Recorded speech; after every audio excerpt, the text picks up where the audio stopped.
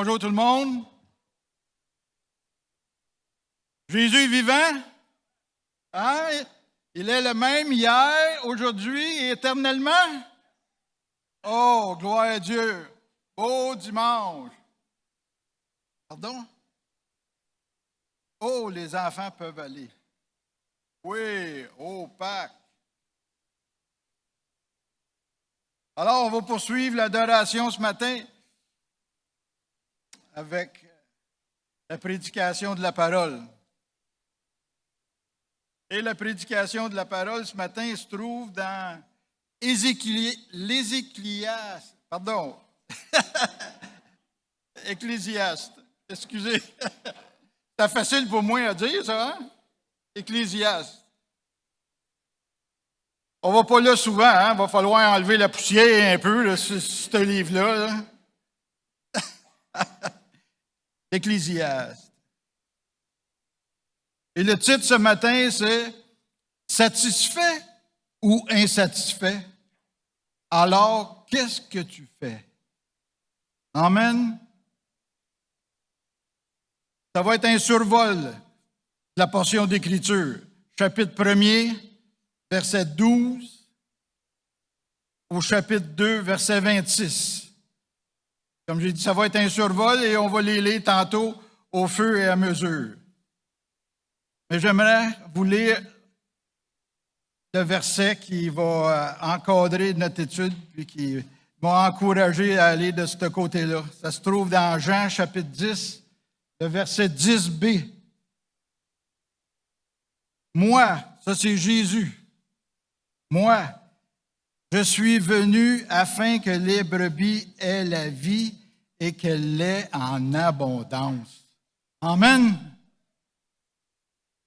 Au nom du Père, du Fils et du Saint-Esprit. Amen.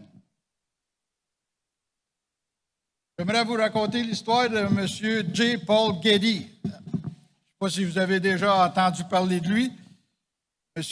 J. Paul Getty, en 1957, qui a été reconnu par le magazine Fortune comme l'homme le plus riche des États-Unis. En 1957. En 1966, il a été déclaré l'homme le plus riche au monde par le livre Guinness des records. L'homme le plus riche au monde, 1966. Il est devenu multimilliardaire, un magnat du pétrole. Il avait même des droits de forer au Koweït et en Arabie saoudite. Il était aussi un avide collectionneur d'œuvres d'art de toutes sortes.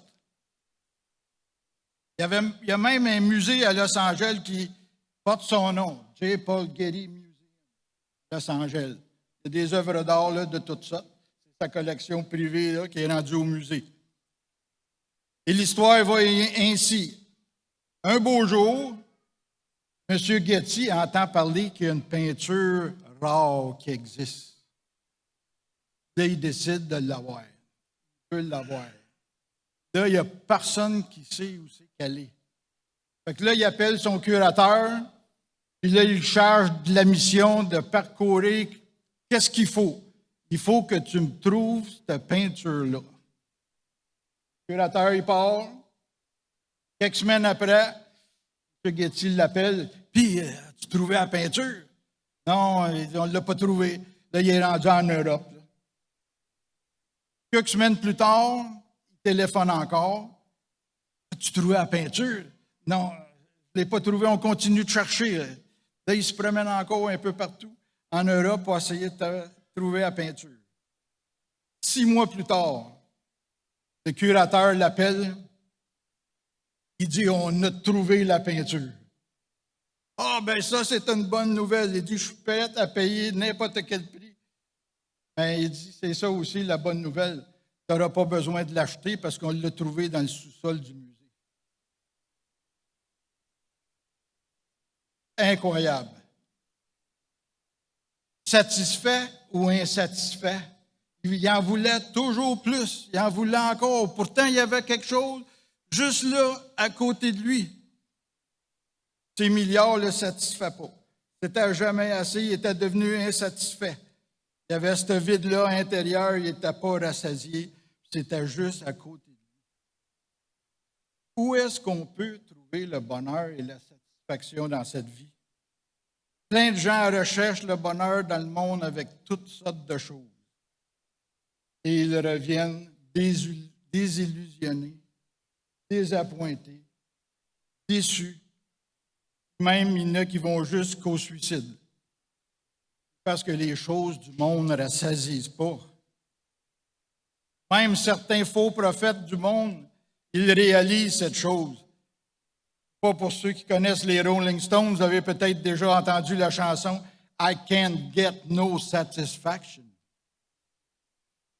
Eux autres, ils ont plus que 80 ans aujourd'hui, puis ils la chantent encore. Tu ne peux pas avoir de satisfaction avec les choses de ce monde-ci. Ça a été leur conclusion, ça. C'est incroyable qu'est-ce que les personnes sont prêtes à faire et à payer pour avoir du bonheur dans leur vie. C'est l'histoire d'un pilote. Un pilote qui raconte cette histoire-là à son copilote. Pendant qu'il survolait le Tennessee, en bas, il y avait un beau lac. Fait que le pilote, il raconte au copilote. Il dit, tu vois-tu le lac en bas? Il dit, oui. Il dit, quand moi j'étais petit gars, il dit, mon père avait une portion de terre, un lopin de terre qui donnait sur le lac. Quand j'étais petit gars, je prenais le bateau, puis je m'en allais sur le lac avec ma ligne à pêche. Là, je passais du temps tranquille sur le lac, en train de pêcher. Là, de temps en temps, il y avait des avions qui passaient en haut.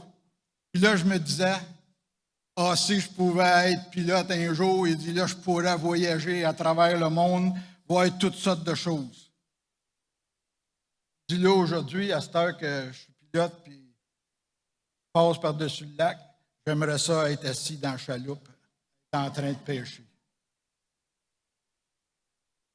C'est incroyable. Voyez-vous, pour la grande majorité des gens, le bonheur, la satisfaction est une destination. Oh, si j'étais là, je serais content. Ou, oh, si j'avais ça, je serais donc content. Si je faisais ceci ou si je faisais cela, je serais heureux. Je serais comblé. L'herbe a de l'air toujours plus verte au bord de la clôture, hein? Mais pourtant, le vrai bonheur se trouve tout proche, dans une relation avec notre Créateur, établie dans le nom de notre Seigneur Jésus-Christ. C'est là qu'elle se trouve. Pas besoin de courailler comme M. Getty à travers le monde, d'un bord puis de l'autre, pour essayer de trouver. Pourtant, elle était toute prête, toute proche, je veux dire.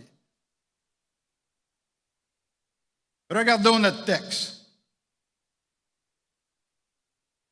5 points ce matin.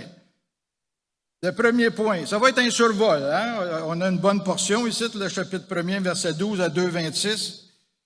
Le premier point, c'est une chose pénible, les versets 12 à 15. Moi, l'Ecclésiaste, j'étais roi d'Israël à Jérusalem. J'ai appliqué mon cœur à rechercher et à sonder par la sagesse tout ce qui se fait sous les cieux. C'est là une occupation pénible à laquelle Dieu soumet les fils de l'homme.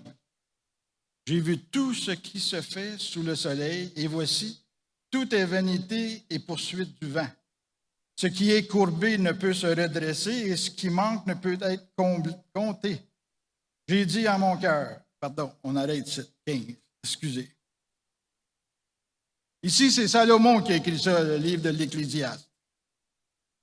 Salomon, M. Raté, si je ne me trompe pas, c'est environ 950 avant Jésus. All right. On est 950 ans avant Jésus. C'est un personnage historique, ça, Salomon. Ce n'est pas des fables ou des histoires racontées. Là. Fils de David, il est devenu roi à la mort de son père à un très jeune âge. Dieu y a apparu, il a demandé « Qu'est-ce que tu veux que je fasse pour toi? » Et Salomon a demandé de la sagesse. Vu qu'il était jeune, il faut qu'il soit capable de juger et de diriger le peuple de Dieu dans la droiture et dans la justice. Et Dieu, dans sa miséricorde, dans sa bonté, il lui a accordé une sagesse incomparable. Dans un roi, ça dit, personne n'avait une sagesse comme lui avant, puis personne n'en a eu une après. En tant qu'être humain, c'est l'homme le plus sage après notre Seigneur Jésus. En plus de ça, le Seigneur a décidé de le bénir avec des richesses. Au point que, ça dit dans la parole, à un moment donné, que l'argent était à Jérusalem aussi commun que les pierres des champs. En son temps, Salomon, dans le monde connu, il était la personne la plus enviée. C'est lui qui connaissait le plus, c'est lui qui faisait le plus de choses. Les gens voulaient être à côté de lui, entendre sa sagesse pour la manière qu'il dirigeait puis qu'il prenait les décisions. C'est lui qui est l'auteur de ce livre-là, la portion d'Écriture qu'on s'approche. Salomon a écrit son livre 3 perspectives différentes. Une partie a été écrite du point de vue de Dieu. Une deuxième portion a été écrite du point de vue humain, païen, personne qui ne connaît pas Dieu. Et aussi, une autre partie a été écrite en tant qu'homme de Dieu, qui a décidé de considérer Dieu. Et la majeure partie de notre passage aujourd'hui, il a été écrit avec l'homme païen, du point de vue de l'homme, de la sagesse humaine. Verset 13. J'ai appliqué mon cœur à rechercher et à sonder par la sagesse. Ici, Saul, je vais l'appeler Saul, on est devenu chum là, depuis quelques jours que j'étudie. Saul a voulu expérimenter pendant une période de sa vie, essayer de trouver un sens à sa vie, essayer de trouver du bonheur, de la satisfaction, sans considérer Dieu. Regardez, j'ai appliqué mon cœur à rechercher et à sonder. Il se pensait assez intelligent pour être capable de faire de telles choses. Mais Saul a réalisé qu'essayer de faire ça par toi-même, c'est des expériences assez pénibles et assez difficiles. C'est ça qui poursuit dans le verset 13. C'est là une occupation pénible à laquelle Dieu soumet les fils de l'homme. Verset 14 et 15. J'ai vu tout ce qui se fait sous le soleil, et voici, tout est vanité et poursuite du vent. Ce qui est courbé ne peut se redresser et ce qui manque ne peut être compté. Quand on lit ça, là, on s'aperçoit que Salomon, il vivait une frustration. C'est un homme qui cherchait et qui cherchait encore, mais il ne trouvait pas. Aujourd'hui, il est intéressant de voir des gens riches, des gens savants, des gens nobles, de toutes sortes, des gens pauvres qui ne trouvent pas de bonheur. Ils cherchent partout, mais ils ne le trouvent pas. Le plus sage n'a pas pu le trouver par ses propres efforts humains. Il ne peut parce qu'il est limité au terrestre, parce qu'il est limité au mortel. Essayer de trouver la satisfaction avec les choses qui passent, c'est une perte de temps, c'est futilité. Moi, dans mon village, savez-vous, on avait une expression pour la perte de temps. Là. Savez-vous qu'est-ce qu'on disait? Il est parti empocher de la boucane. Quand tu voulais dire que quelqu'un il perdait son temps, bien, il est parti empocher de la boucane. Salomon, c'est ça qu'il faisait ici. Il perdait son temps. Tout est vanité et poursuite du vent.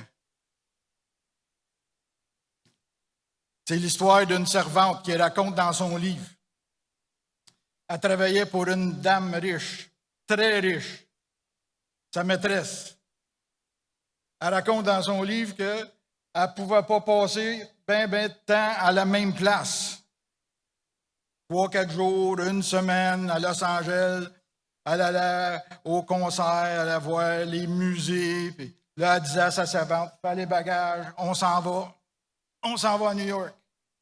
Rendue à New York, elle allait voir les pièces de théâtre au Broadway, elle allait voir les gens les concerts de musique, les pièces de théâtre. Non, ça ne marchait pas. Fait les bagages, on s'en va à Londres. Elle faisait la même chose. Quelques jours plus tard, c'était comme ça. Puis là, tout à coup, la servante, elle écrit, elle dit, j'ai trouvé le problème. Le problème est que tout partout où c'est que cette dame va, elle est là. C'est ça le problème. Elle cherche le bonheur, puis elle ne l'a pas. Elle ne le trouve pas nulle part. Elle se promène d'un bord puis de l'autre. Il faut réaliser là, qu'il est impossible de trouver le vrai bonheur dans cette vie-ci. En dehors de Dieu. Le vrai bonheur, c'est là qu'il se trouve, en la personne de notre Seigneur Jésus-Christ. Il faut absolument que notre relation entre Dieu et nous et moi soit rétablie. C'est le seul moyen.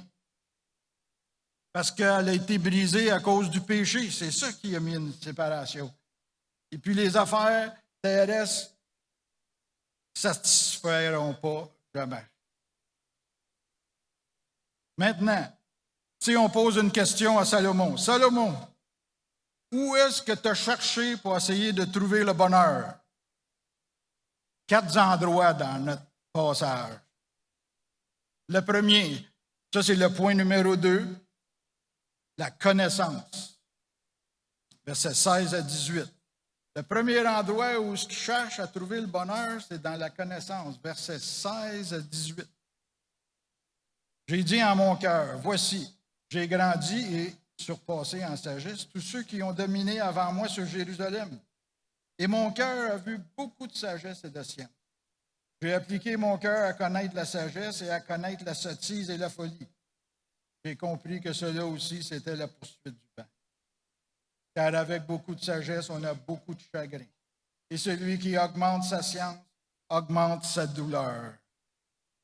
Alors Salomon a décidé de chercher le bonheur, chercher la satisfaction dans la connaissance, dans la sagesse.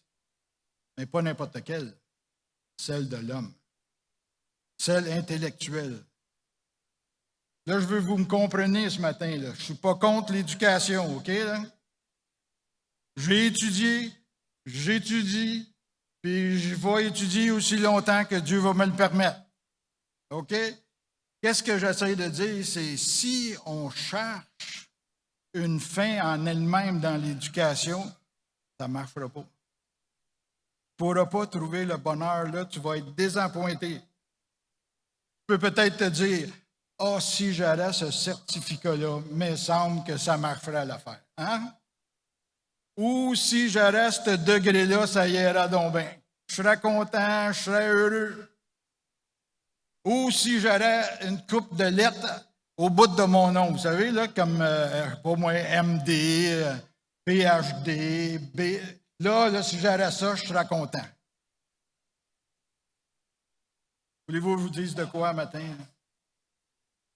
C'est même si vous auriez toute l'alphabet à la suite de votre nom, ça ne vous procurera pas le vrai bonheur. Le vrai bonheur, il se trouve dans une relation rétablie avec notre Seigneur Jésus-Christ.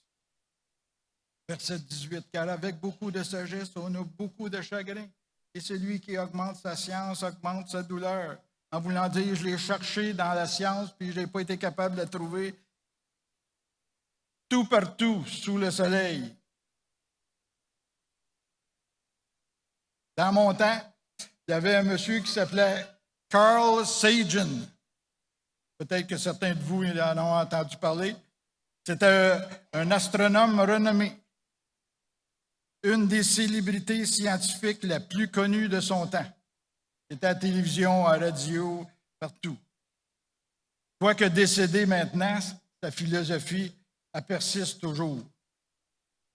Sa phrase à lui, là, c'était ceci. Le cosmos, c'est tout ce qu'il y a. Tout ce qu'il y a eu et tout ce qu'il y aura. C'est là que son grand savoir l'a mené. Dans un livre qui a été publié après sa mort, qui a écrit avant sa mort, écoutez ce qu'il dit. Ça, c'est à la fin de sa vie là, qu'on parle. Notre planète est une petite tache solitaire dans une grande enveloppe cosmique ténébreuse. Dans notre obscurité, dans toute cette immensité, il n'existe aucune allusion que l'aide viendra d'ailleurs nous sauver de nous-mêmes. Quel commentaire lugubre après une vie de science et de connaissance. Un commentaire incroyable. Savez-vous quoi? La connaissance humaine nous dirige inévitablement vers un sens de désespoir et de complète insignifiance. Qui nous délivrera? Amen. C'est notre Seigneur Jésus-Christ qui va nous délivrer. Il faut voir les choses du point de vue de Dieu. Il faut prendre la perspective de Dieu. La perspective qu'à cause du péché, l'homme est séparé de Dieu.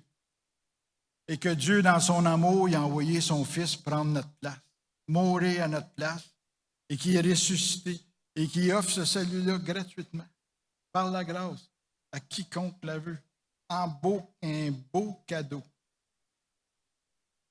Ceux qui se repentent et qui croient. Tout est par grâce. Fait que Salomon, qu'est-ce qu'il dit? Tu peux chercher dans la connaissance puis dans la science, puis tu ne trouveras pas le bonheur. Troisième point, qui est le deuxième endroit où c'est que Salomon cherche le bonheur, c'est dans les plaisirs. Chapitre 2, versets 1 et 2. J'ai dit en mon cœur, allons, je t'éprouverai par la joie et tu goûteras le bonheur. Et voici, c'est encore là une vanité. J'ai dit du rire insensé et de la joie. À quoi sert-elle? Ça, c'est le deuxième endroit où c'est que Salomon a cherché de trouver le bonheur, c'est dans les plaisirs. Sa recherche pour essayer de trouver de la satisfaction, essayer de trouver un sens à sa vie, c'est diriger vers les plaisirs. Il dit, OK, j'ai essayé la connaissance, mais ça n'a pas marché. Alors, je vais essayer d'avoir du fun, puis je m'enrire. Des fois, je pense que Sal a du Québécois dans le nez. Hein? Il aime ça rire, hein, puis avoir du fun. Mais pourtant, il dit que ça aussi, c'est vide. Verset 1. J'ai dit à mon cœur, allons, je t'éprouverai par la joie et tu goûteras le bonheur. Et voici, c'est encore une vanité.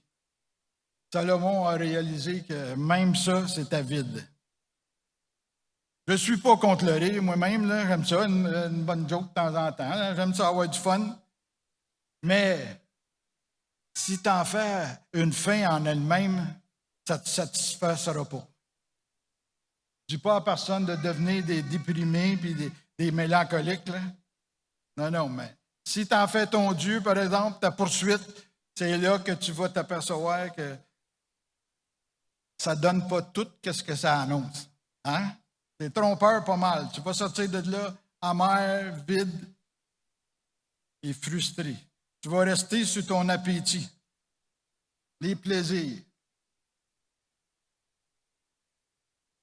Andy Gibb. Avez-vous déjà entendu parler par hasard de la famille Gibb? Ceux qui sont dans les années 80 avec le disco, peut-être, là, les frères Gibb. Andy Gibb, c'était le plus jeune des frères. Andy Gibb.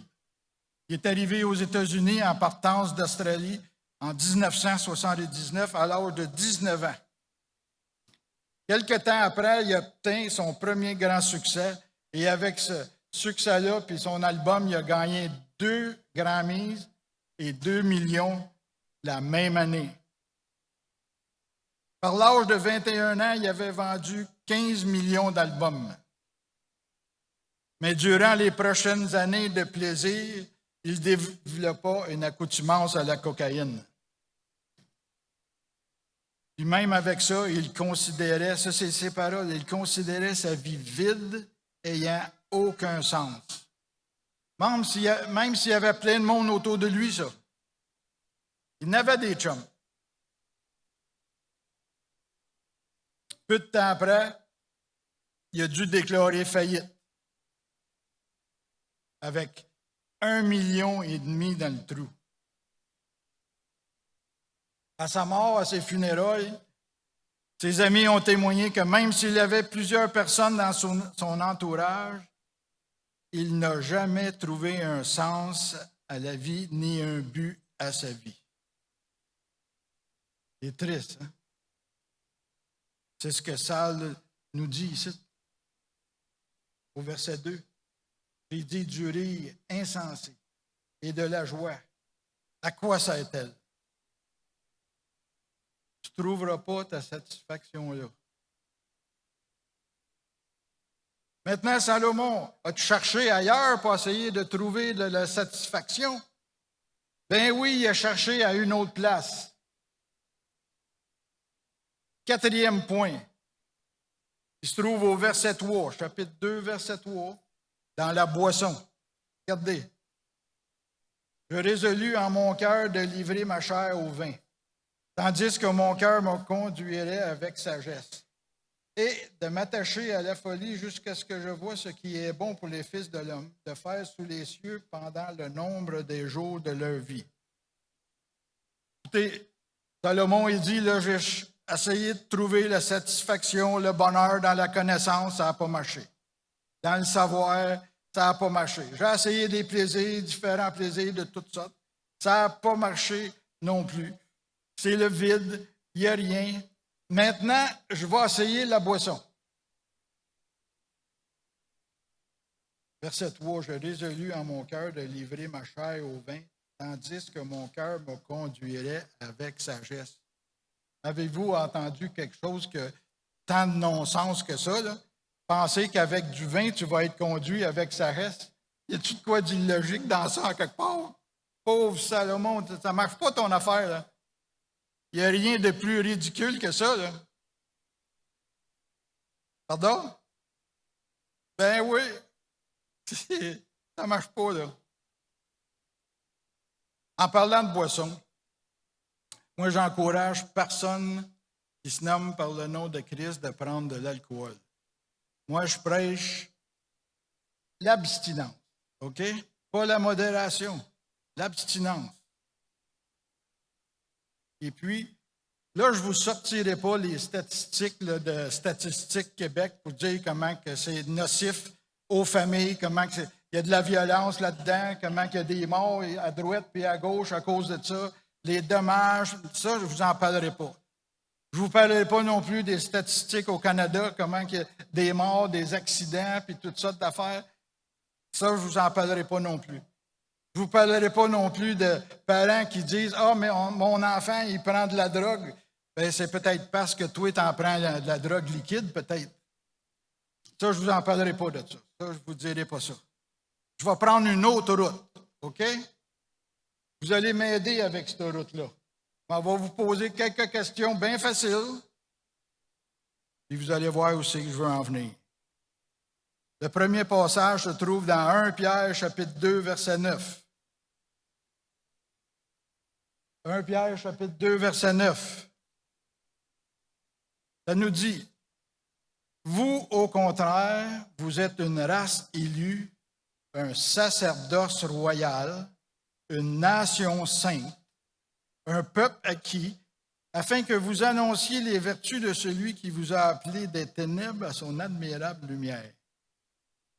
Je reviens, vous, au contraire, vous êtes une race élue, un sacerdoce royal. » Qu'est-ce que je veux souligner ici? C'est le sacerdoce royal. Vous êtes un sacerdoce royal. Ma question, c'est la suivante. Croyez-vous qu'en tant que sacerdoce royal, nous sommes en fonction 24 heures sur 24, 7 jours sur 7? Êtes-vous d'accord avec ça? On comprend ça? Vous êtes un sacerdoce royal. Deuxième question. Pensez-vous que la grâce est plus grande que la loi? Oui. OK, on recommence. Pensez-vous que la grâce est plus grande que la loi? Oui! Parce que quand on parle de sacerdoce royal, on pense au sacerdoce dans l'Ancien Testament. C'est pour ça que j'aimerais vous amener dans Lévitique 8, chapitre 8, versets 22 à 24. Lévitique 8, c'est versets 22 à 24. Ce ne sera pas long, je lis. Là, ici, nous avons la consécration d'Aaron et de ses fils. Lévitique 8, 22 à 24. Il fit approcher l'autre bélier, le bélier de consécration, et Aaron et ses fils posèrent leurs mains sur la tête du bélier. Moïse égorgea le bélier, prit de son sang, et en mit sur le robe de l'oreille droite d'Aaron, sur le pouce de sa main droite et sur le gros orteil de son pied droit. Il fit approcher les fils d'Aaron, mit du sang sur le lobe de leur oreille droite, sur le pouce de leur main droite, sur le gros orteil de leur pied droit, et il répandit le sang sur l'autel tout autour. La consécration, qu'est-ce qu'elle veut dire? C'est que tout ce que les sacrificateurs entendent, il faut qu'ils fassent attention. C'est de Dieu. Le pouce de la main droite, tout ce qui touche, c'est consacré, il faut qu'ils fassent attention à ce qui touche. Gros orteil, tout partout où ils vont, il faut faire attention où ils vont, parce qu'ils sont consacrés maintenant.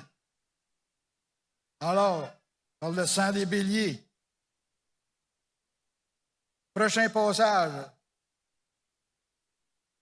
Lévitique 10, 9 et 10. Là, ils sont consacrés, là, OK? Aaron et ses fils sont consacrés. Regardez ce que ça dit ici.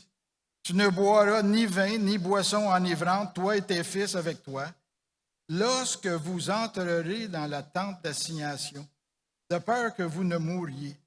Ce sera une loi perpétuelle parmi vos descendants, afin que vous puissiez distinguer ce qui est saint de ce qui est profane, de ce qui est impur et de ce qui est pur.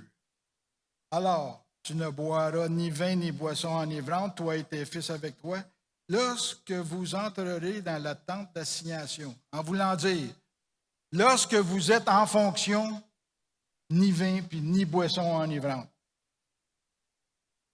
Maintenant, prochaine question.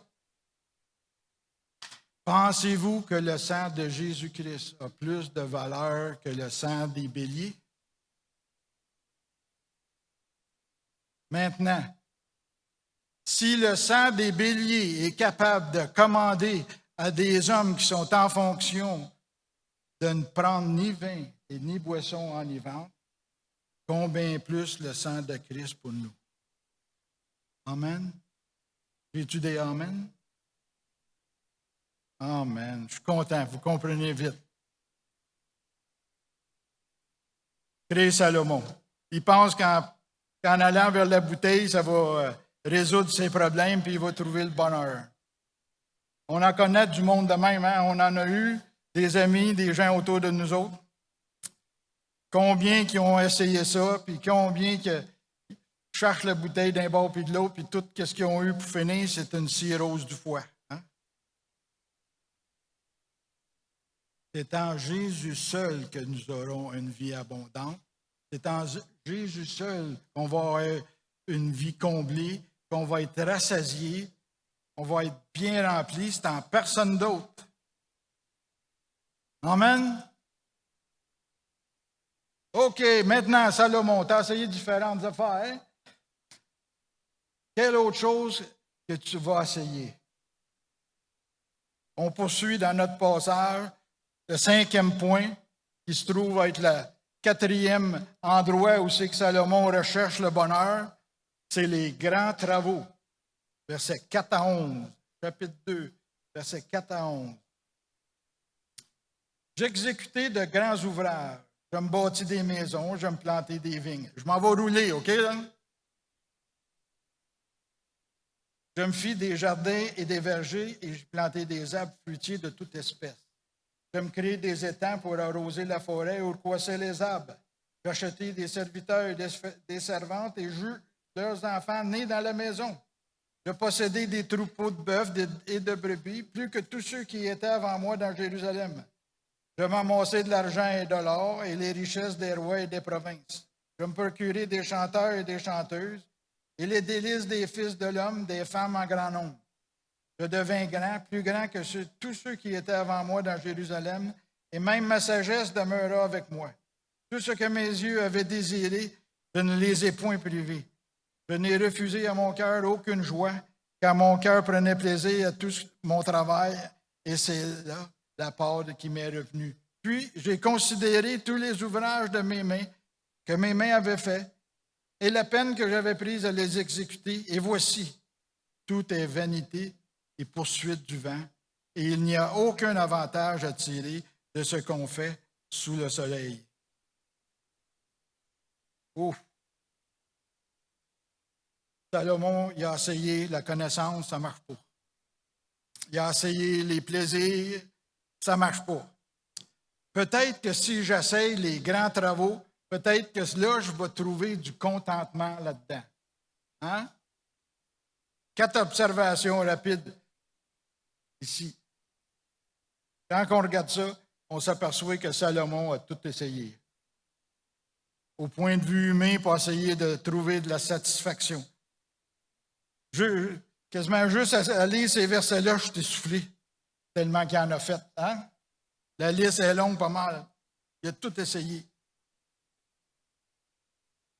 Et une autre chose à considérer, c'est que Salomon a fait tout ça pour lui-même, pour sa satisfaction personnelle. J'ai regardé juste les versets 4 à 11 que je viens de lire, les pronoms personnels, les je, me, moi, mais, là. J'en ai une trentaine. Il ne travaillait pas pour le royaume de Dieu, lui, Salomon. Il travaillait pour lui. Il ne travaillait pas pour être témoin de Dieu aux nations. Non, il ne travaillait pas pour ça. Il travaillait pour lui, pour lui-même. Il ne travaillait pas pour le peuple, que son peuple marche bien, puis non. En anglais, on dit Salomon était un dirty dog, un chien sale. Il pensait qu'à lui-même. Égoïste au bout. Rendu par ce temps-là, il était rendu un roi sale et pourri. Oui. J'ai lu dernièrement, M. Méhu a écrit ceci. L'ultime forme d'idolâtrie est de rejeter la pensée de Dieu pour prendre notre propre pensée. L'ultime idolâtrie. Faire les choses à ma manière. I did it my way. Hein?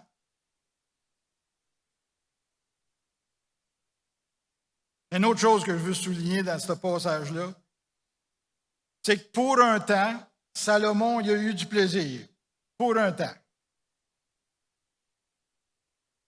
Regardez verset 10b, chapitre 2, verset 10b. Car mon cœur prenait plaisir à tout mon travail, et c'est là la part qui m'est revenue.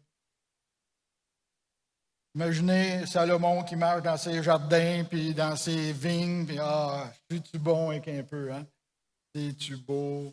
J'ai fait de grandes choses, j'ai des grandes constructions. Mais il dit, une fois que ça s'est passé, puis que ça c'est fini, il n'y en a plus de joie. C'est fini. C'est bien temporaire, c'est bien éphémère. Même, il dit au verset 11, « Puis j'ai considéré tous les ouvrages que mes mains avaient faits et la peine que j'avais prise à les exécuter, et voici, tout est vanité et poursuite du vent. » Il vient à un moment donné que ça ne marche pas. Le cycle du désappointement. OK?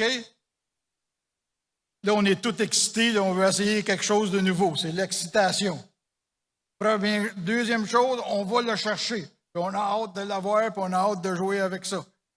Là, après ça, on joue avec ça pour un bout de temps. Puis là, après un bout de temps, on vient tanner, puis ça ne marche plus. On le laisse là. Bien désillusionné, bien déçu. Ça ne donne pas que c'est que ça devrait. Et puis là, on recommence. Là, je cherche une autre affaire. Hein? Il y en a parmi nous qu'on a des enfants. Hein? Tu leur donnes des enfants une nouvelle bebelle flambant neuve. Ils jouent avec pour un bout, puis après ça, déjà, cet âge-là, ça ne satisfait pas les choses du monde. Pour Salomon, tout à coup, tous les troupeaux, puis tous les bergers, puis toutes les vignes, ça ne le satisfaisait plus. Au contraire, ça lui procurait de l'angoisse, puis de l'anxiété, puis de l'inquiétude. En conclusion, son évaluation de tout ça là, se trouve dans les versets 12 à 26, chapitre 2 d'Ecclésiaste, 12 à 26. On ne lira pas tout. Je vous encourage cette semaine de lire cette portion-là pour vous-même. Mais je vais juste sélectionner quelques versets en passant. 3 choses. La première, au verset 12, Salomon n'était pas satisfait pantoute après avoir essayé de chercher dans ces 4 endroits-là. Alors j'ai tourné mes regards vers la sagesse et vers la sottise et la folie. Car que fera l'homme qui succédera au roi? Ce qu'on a déjà fait. En voulant dire, j'ai tout essayé et puis ça n'a rien donné. Ça n'a produit que du vent. En voulant dire, pour plusieurs années, Salomon y a empoché de la boucane. Ça ne donnait absolument rien. Alors il dit, si moi, Salomon, je n'ai rien trouvé de satisfaisant dans toutes mes recherches, qu'est-ce que mon successeur va faire? Hein? Car que fera l'homme qui succédera au roi? Ce qu'on a déjà fait. En voulant dire, mon successeur, il est bien à plaindre parce qu'il n'y a plus rien à faire. J'ai déjà tout fait pour lui. Il est bien à plaindre. Où est-ce qu'il va aller pour essayer de trouver le bonheur? Un autre verset, j'aimerais souligner pour vous. Verset 16. Fais-moi une seconde, OK? Verset 16.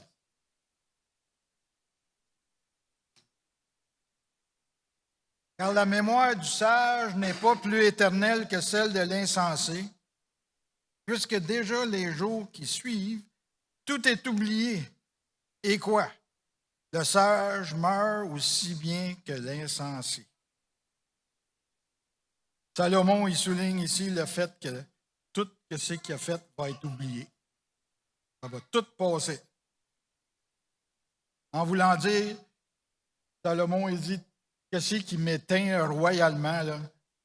C'est que moi puis l'insensé, on a tous les deux la même fin. On se ressemble. Prochaine chose, verset 18. J'ai haï tout le travail que j'ai fait sous le soleil et dont je dois laisser la jouissance à l'homme qui me succédera. Non seulement je pars oublier, puis ils vont oublier tout ce que j'ai fait, mais qu'est-ce que j'ai fait va rester à quelqu'un d'autre. Puis là, ce quelqu'un d'autre-là, là, il va-tu être assez intelligent pour être capable d'en profiter comme il faut? Verset 19. Et qui sait s'il sera sage ou insensé? Cependant, il sera maître de tout mon travail, de tout le fruit de ma sagesse sous le soleil. C'est encore là une vanité.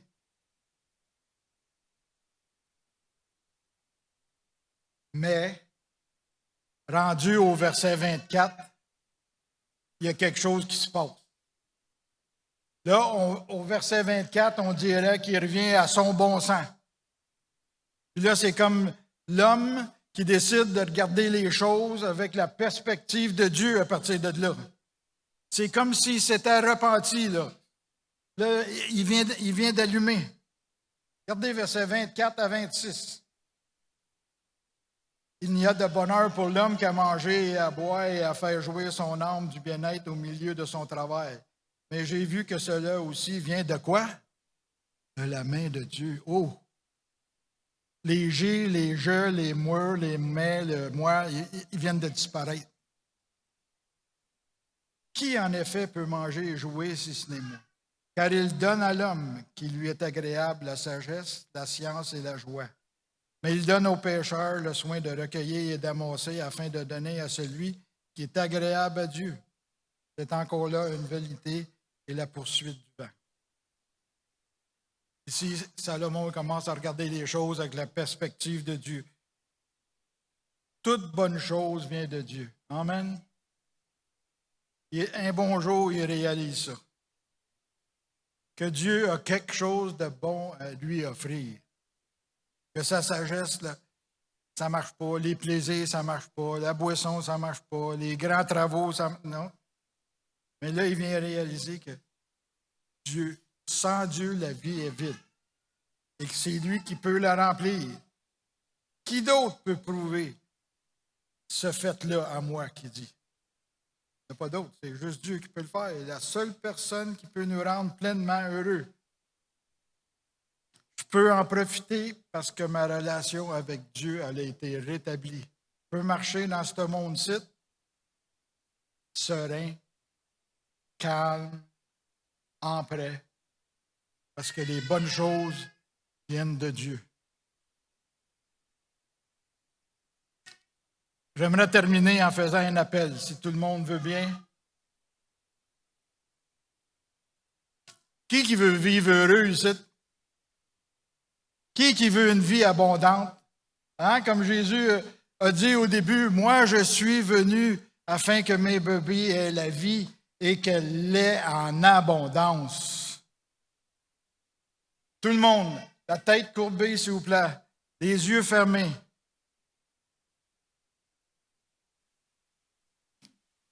La tête baissée, les yeux fermés. Je ne sais pas s'il y en a parmi nous qui disent « Oui, Pasteur Michel, je ne me sens pas satisfait dans cette vie-ci. » Je réalise que c'est parce que j'ai marché cette vie sans considérer Dieu. Là, à partir de là, je veux le mettre en premier. Je veux le considérer. Je ne sais pas s'il y en a parmi nous qui pensent comme ça. Là. Levez la main. Levez la main s'il y en a qui pensent comme ça. Il dit, je veux me détourner de tout ce qui lui déplaît. Et je veux embrasser le salut gratuit que Dieu a pourvu en Jésus-Christ. En croyant qu'il est mort pour moi, qu'il est ressuscité. Oui, j'accepte ce grand salut-là par grâce. Je veux faire de Jésus mon Seigneur et mon Sauveur. Je reconnais que je suis pécheur. Je veux changer de manière de voir les choses et je veux adopter celle de Dieu. Je crois que Jésus-Christ est mort pour moi et est ressuscité. Une personne qui s'est approchée sincèrement de Dieu avec cette attitude-là, Dieu lui promet qu'il va être sauvé. Amen. Une dernière prière, je vais vous laisser avec ça. Seigneur Dieu, merci de rendre notre vie abondante ici, de la remplir, de nous rassasier en tout. Et les choses du monde, c'est vous qui nous les donnez. Elles viennent de votre main. Et c'est avec grâce et avec remerciement et gratitude qu'on les reçoit. Et on vous adore pour ça, Seigneur Dieu. Merci, Seigneur. Soyez avec nous cette semaine. On vous considère toujours dans nos vies de plus en plus. Car vous êtes notre Dieu. Vous êtes notre Seigneur. Et vous êtes le premier, le roi dans nos vies. Dans le nom de Jésus. Amen. Merci tout le monde. Que le Saint-Esprit vous accompagne cette semaine.